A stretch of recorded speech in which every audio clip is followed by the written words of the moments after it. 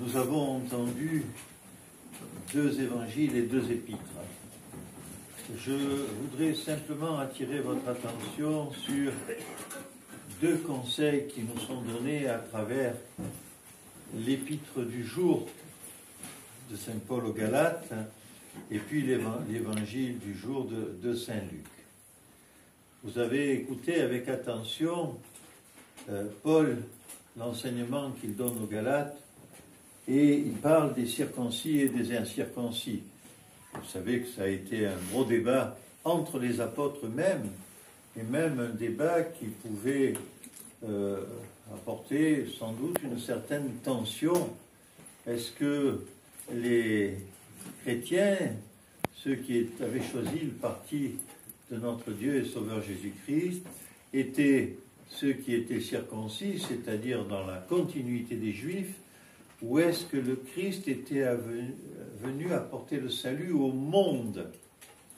Et vous avez entendu ce que dit Paul. Ne soyez pas comme certains qui finalement utilisent la circoncision comme une arme ou un aspect de supériorité vis-à-vis des autres. Vous savez, jamais sans doute dans cette assemblée, mais parfois, certains pourraient penser que parce qu'ils sont chrétiens et parce qu'ils sont baptisés, ils sont au-dessus des autres. Alors que nous savons qu'il en est qui n'ont pas été baptisés et qui ont la lumière de l'Évangile inscrite dans le cœur et qui se comportent véritablement comme des chrétiens. Cet avertissement qui nous est donné par Paul et que nous transposons dans notre vie de chrétien de ce monde aujourd'hui, faisons le nôtre en profondeur. C'est lui qui va nous aider à être véritablement chrétiens, c'est-à-dire à considérer tous les autres comme ceux vis-à-vis desquels on doit à minima avoir de l'attention, si possible de la bienveillance, et surtout pas en nous montrant supérieurs. Et nous avons le complément d'une certaine façon de cette épître aux Galates. L'autre épître, vous l'avez entendu, c'est celle du jour de la fête de Saint Jean Chrysostome. Et l'autre texte, donc celui de l'évangile du jour chez Luc, en ce 8e dimanche, là le Seigneur nous parle carrément en parabole. Ça ne nous relate pas un événement particulier de la vie du Christ, encore moins un miracle qu'il aurait accompli, mais c'est un enseignement que le Seigneur nous fait, et il nous le dit de façon claire, comme il le fait par exemple dans l'évangile du semeur, avec ces graines qui tombent sur la terre aride, sur les roches, dans les ronces, etc. Alors il y a là un docteur de la loi, donc quelqu'un d'instruit qui entre en relation avec le Seigneur et qui lui demande finalement qu'est-ce qu'il faut faire pour être quelqu'un de juste. Et le docteur de la loi explique tout ce qu'il faut faire et tout ce qui est dans les Écritures et dans les Écritures vétérotestamentaires en particulier, de l'Ancien Testament. Et puis, quand même, il veut montrer que lui, il n'est pas... C'est bien le Seigneur, c'est bien Jésus qui est devant lui, le Jésus de Nazareth, mais sûrement on doit pouvoir le coincer d'une certaine façon. Et donc il lui pose une question, mais alors qui est mon prochain? Et là le Seigneur raconte cette magnifique parabole qui est celle que l'on appelle généralement du bon samaritain.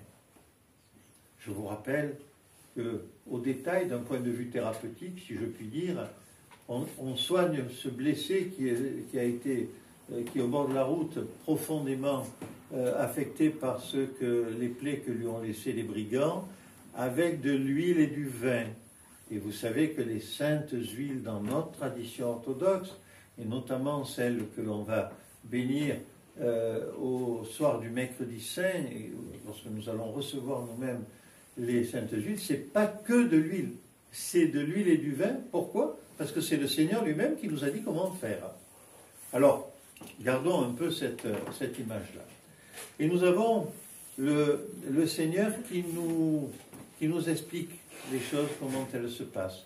Il y a là deux personnes, un lévite et un prêtre, qui passent, qui voient la misère de celui qui est au bord du fossé, et, comme on dirait en langage moderne, pardon si c'est peu théologique, mais on comprend bien, ils ne le calculent pas. Ils ne prêtent pas attention à lui. Pourtant, ce sont des gens qui, normalement, sont bien. Et puis, il y a là un Samaritain.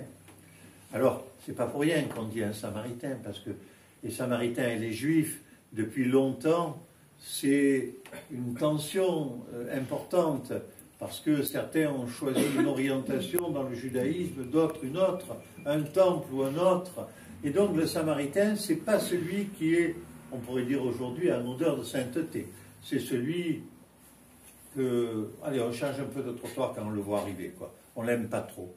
Et le Seigneur prend cet exemple-là pour montrer qu'effectivement, c'est quelqu'un qui, normalement, n'est pas bon, n'est pas bien, mais c'est pourtant lui qui va agir. Alors nous savons, les exégètes nous l'ont expliqué en long, en large et en travers, que ce bon Samaritain, c'est l'image là du Seigneur.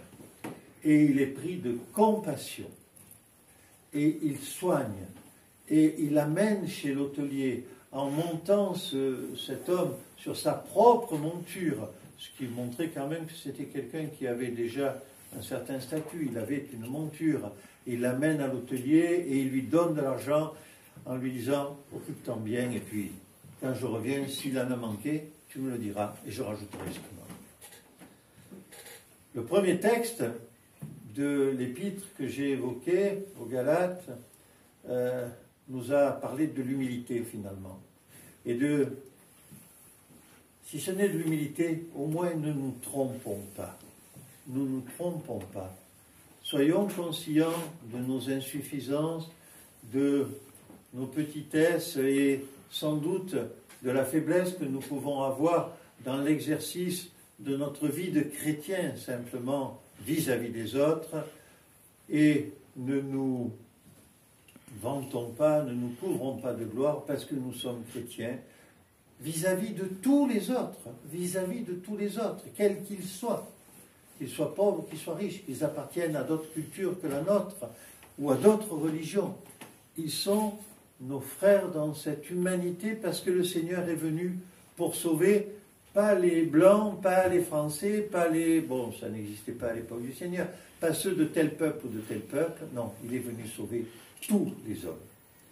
Et puis, dans l'épisode, la parabole du bon Samaritain, rappelons-nous l'enseignement qui nous est donné.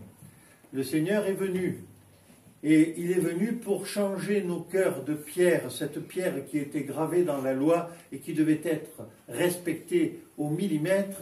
Et si on la respectait au millimètre, on pouvait même être un bon pharisien et se vanter en disant que nous avions tout bon, comme dit l'enfant à sa maîtresse quand il montre l'ardoise.